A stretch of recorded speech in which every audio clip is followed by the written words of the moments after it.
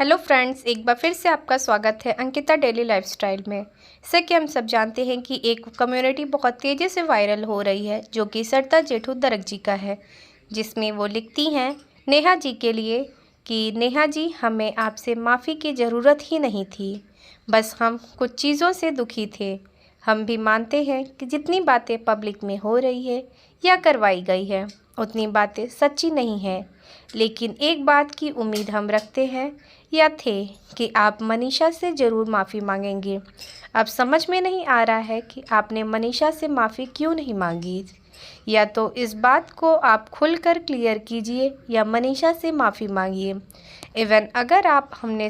Even अगर हमने जो देखा और समझा है वो सत्य है, तो आप और सचिन दोनों मनीषा से माफ़ी मांगिए।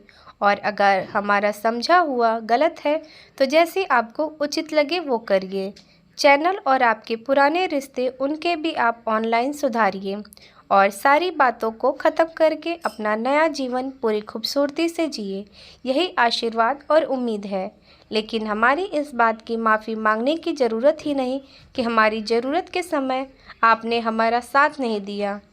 सरिता ने आपको एक समय बेटी माना था और हमने आपको हंसती खेलती चिंकी बनने को कहा था।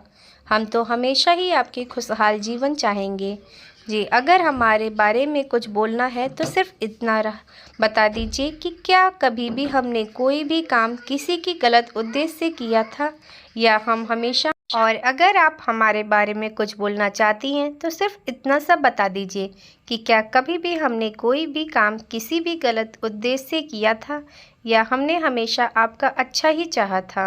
आप खुश रहो और खुशहाल जीवन जियो, इसी आशीर्वाद के साथ आपके सरिता जेठू दरक जी।